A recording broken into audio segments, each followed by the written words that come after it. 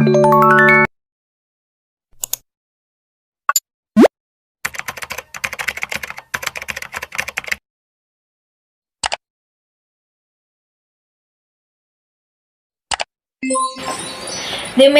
and Dionysus were regarded as the two great gods of earth.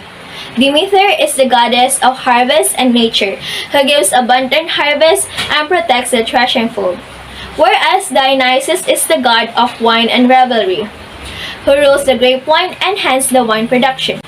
Natural phenomena were also linked with the ancient gods. Demeter, as one of the two great gods of earth, is associated with bountiful harvest. People are celebrating festivals during harvesting season like corns and grains to give thanks to the one who aided them. And similar occasions are still seen nowadays in honoring patron saints for bountiful harvest. But now, let's dig deeper in the story of Demeter. First of all, who is Demeter? Demeter, known as Ceres in Latin, is the daughter of Cronus and Rhea. She has a daughter named Persephone. Demeter lost her only child and in her agony withheld her gifts from the earth, which became a frozen desert. The god of the underworld took Persephone through the trap of wonderful blooms of Narcissus. This myth explains how a pre-scientific explanation or phenomenon came to be a result of either good or bad things on earth. The narcissus flower represents how people can become greedy in what they perceive to be a beautiful thing in its physical state. Persephone, for example, is captivated by the wonderful blooms of Narcissus without realizing that it may put her in danger.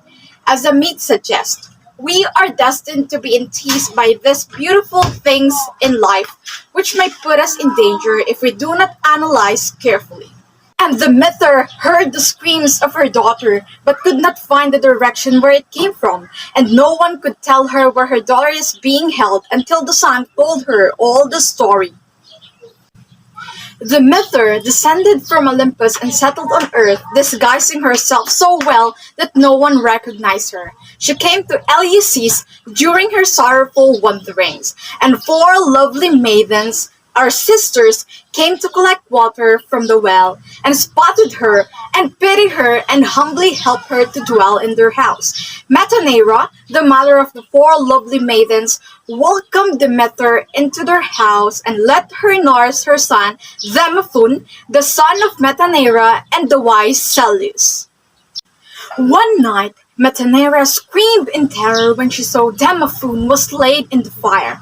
After that moment, Demeter revealed her true self as a goddess. Demeter laughed and Metaneira told Celeus what happened, and he called the people to build a temple for the goddess to win her favor. Zeus realized that he needed to intervene since nothing grew on earth.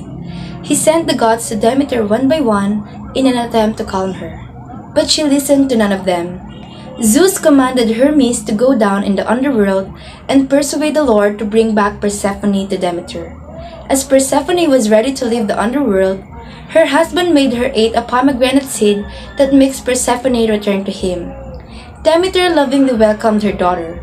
However, she was grieved when she knew about the pomegranate seed that Persephone ate, making Demeter unable to keep daughter forever. Additionally, again, this myth uses a pre-scientific explanation. The pomegranate seed that Persephone ate represent as the indissolubility of marriage, wherein it cannot be undone nor broke.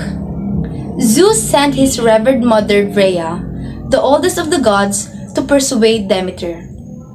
She did not refuse, yet, with a bitter heart, she knew that she could only be with her daughter not in a whole year, as she will return in the underworld for 4 months every year.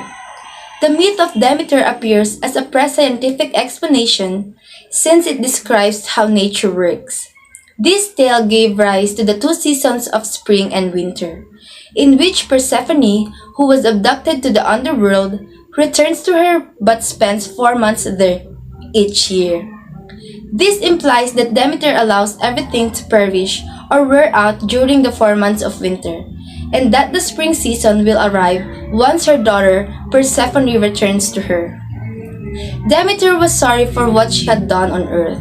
She replenished the fields with bountiful fruit and graced the entire planet with flowers and green leaves. Likewise, she appointed Triptolemus as her ambassador to mankind, directing them on how to seed the corn. She taught her sacred rites to him, Celeus, and the others.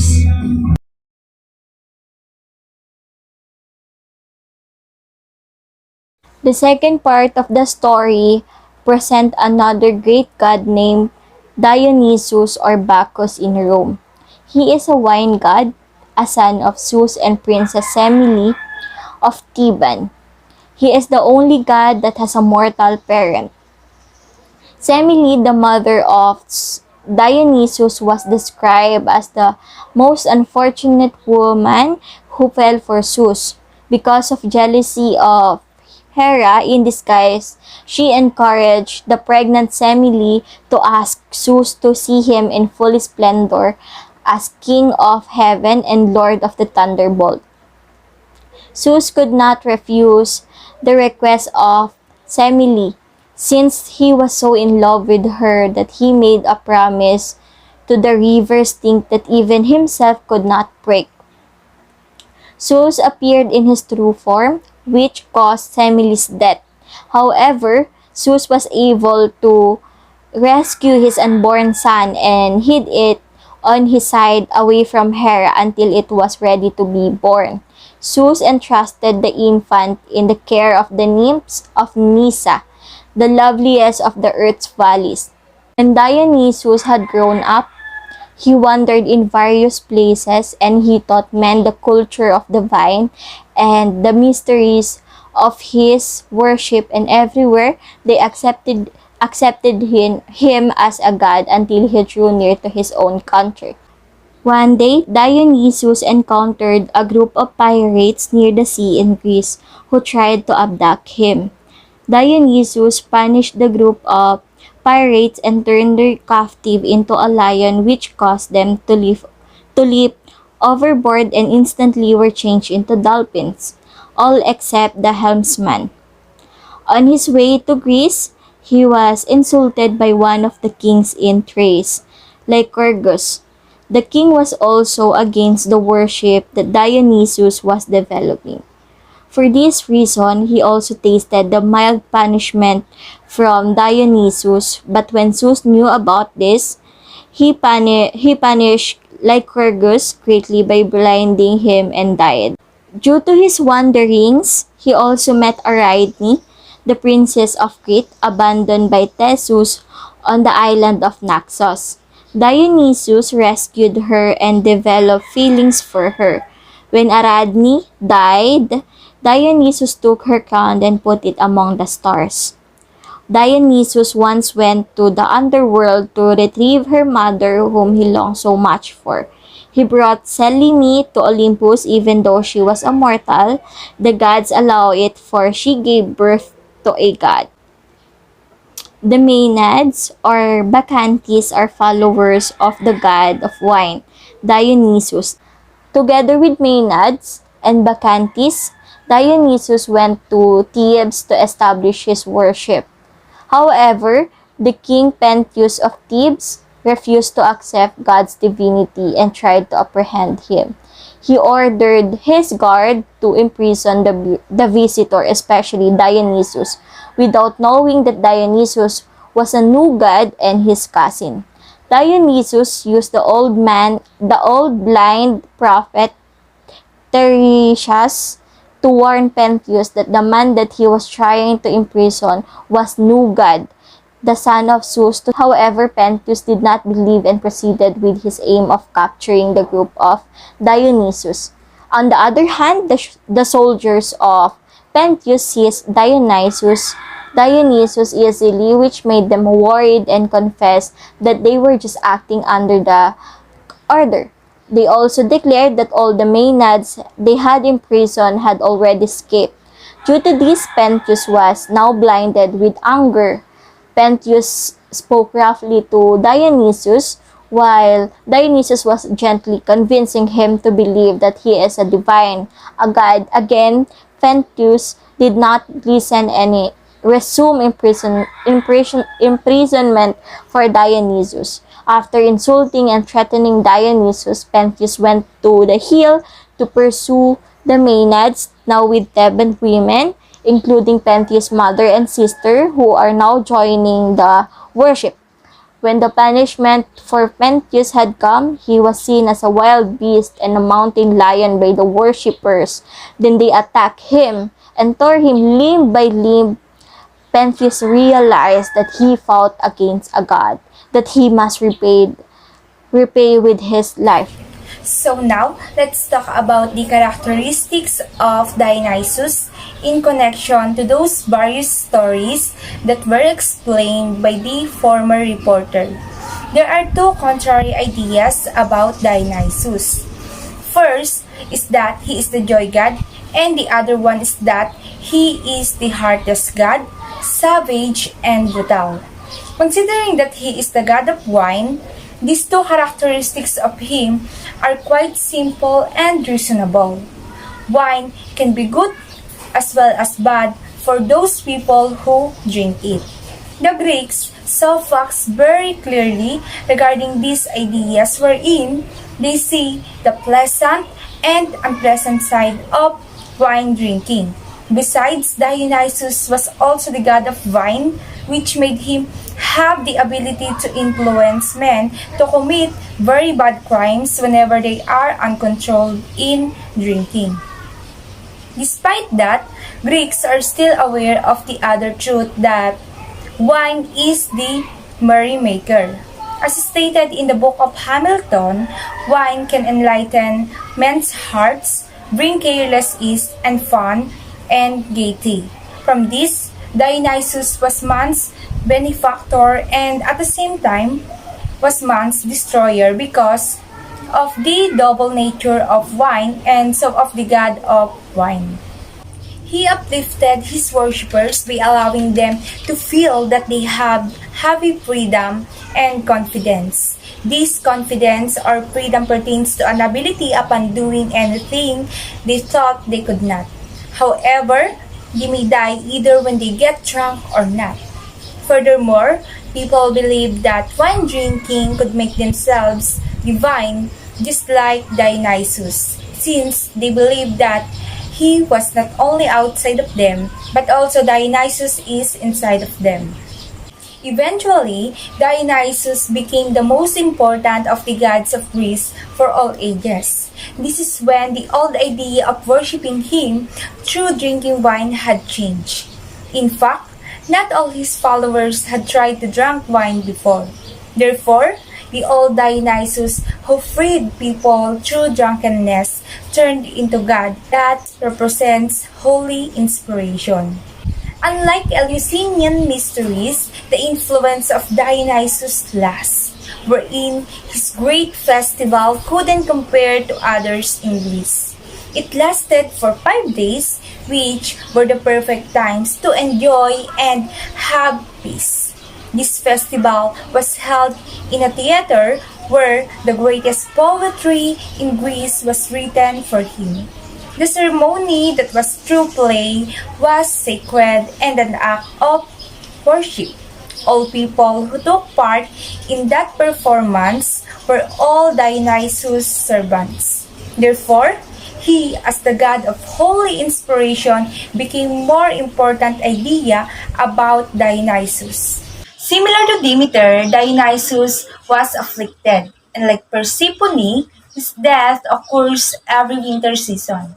He was considered a tragic god due to the duality nature of vines and grapes.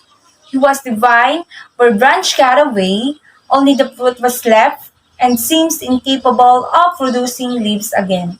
His death was terrible, as stated in some stories by Titans and the Order of Hera.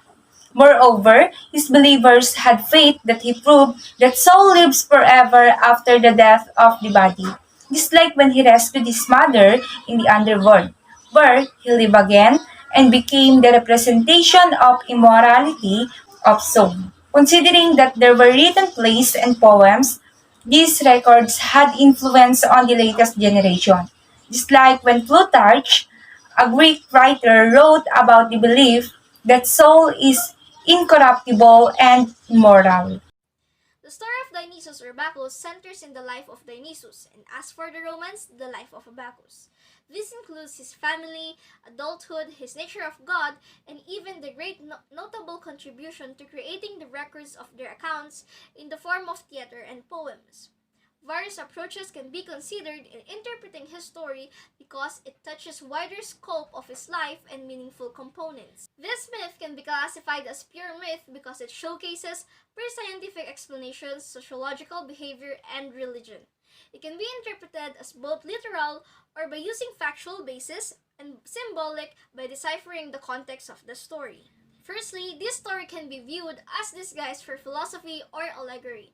It says that using this approach is a way to understand the behaviors of gods presented as deeper truths of morality and politics. The story presents various characters of gods doing a human act. They act within the rationale and ended up with either moral or immoral consequences. For example, the story implicitly showed that Dionysus can be merciful and forgiving towards humans. When the pirates abducted him, he turned everyone who did not listen to the clear warning about him being a god as dolphins, except for the helmsman, whom he showed mercy and let him free because he understood, believed, and respected the fact that Dionysus was a god. Another was when he mildly punished King Lycurgus until he realized that he mocked the god. However, when Zeus knew of it, he greatly punished the king by blinding him, and it later cost his life. Hera, the goddess of marriage and the wife of Zeus, relatedly manipulated the mother of Dionysus, Princess Semele, to wish for the appreciation of Zeus' full form that led her to her death. Thereafter, Hera ordered to kill Dionysus. There were many accounts that Dionysus showed compassionate hearts towards humans and punished them accordingly, while the greater god and goddess Hera and Zeus chastised them for their death. Politically, this may mean that some of the leaders can be compassionate towards those they preside with, like Dionysus, punishing them rationally according to their sins and helping their people, while some greater and more powerful individuals satisfy themselves to achieve the respect they wanted. Secondly, the story can be interpreted as religious power or a metaphor for the unknown. They represented reasons for mysterious occurrences for men. One of the greatest representation in the story was the mention of the spring season. The event changed the physical features of the earth. It became festive where the vines suddenly grew their branches and lasted for 5 days. In reality, some people question the phenomenon of seasons like the spring and some fruits that grow only in their seasons like the grapevines. Well, as for the Greeks, the spring was because of Demeter's celebration while the sprout of vines was because of Dionysus' festival. In relation, it can also be explained as pre-scientific explanation. The suffering of Dionysus was a great evidence of working nature or the life of the vines. The vines were expected to bear fruits, and people pruned them until the bearing branches were left. During the cold weather, they looked dead and unable to reproduce. Furthermore, it also explains most customs and belief of humans. Humans can be seen as characters, being formal and structured. They were mostly decent and organized in the way they live. Nevertheless, there are also some cases where they become savage, in high spirits, overjoyed, and even feeling to celebrate. Similar to the duality of Dionysus and the effect of his wine, people can have two sides of characters too. And for the Greeks, it was because of Dionysus who inspired them and later become sane when they were sober. People also form belief of gods and behave in the way that they will not offend them. They will not only be punished, but it can also be the reason for their death if they mocked or challenged the divinity. For this reason, people built and created their ways of rituals to please the gods. These were the dominant occurrences in interpretation of the myth as expression of religious rituals. Sacrifices and worships were constantly shown throughout the myth. It made the story center to the gods and goddesses as its theme. The most notable practice that will demonstrate the rituals were the practice of the Maenads. They were the woman followers of Dionysus who were frenzied with wine. They declined the orderly kind of worship under the temples and continued the old practice to the wilderness to openly worship, which Dionysus favored. The presented idea of worship by the Maenads was peaceful and pure, but in the contrary, it was bloody. They were married and uplifted by the wine of Dionysus, making them to do things to a terrible extent until they become sober. Then again, that was the most significant way of their worship when his followers started writing poems, songs, and play for him to be presented at their theater. Although the celebration of their festival was passionate, savage, and bloody, for them it was sacred. Additionally, his followers treated Dionysus as a proof of incorruptible soul. He was continuously resurrecting from his death, and people celebrate and welcome him through their theater performances. The religious rituals mirrors the old and even the present religious practice of people by performing, celebrating, and even offering animals for the gods. The myth exceptionally portrayed the human ways of connecting to the greater divinity as how they were expected to do. All in all, the life of Dionysus encompasses many aspects of life, from the mysteries of the world to the religious belief of many people. It can be interpreted in various ways to appreciate and understand each aspect of his story, and as it mirrors hidden moral truths, explanation of social customs, and even their practices. The study of his story entails significance on humanity as a form of art, understanding divine mysteries, human characteristics, and most importantly, expressing, appreciating, and acknowledging the religious beliefs and practices of the early Greeks.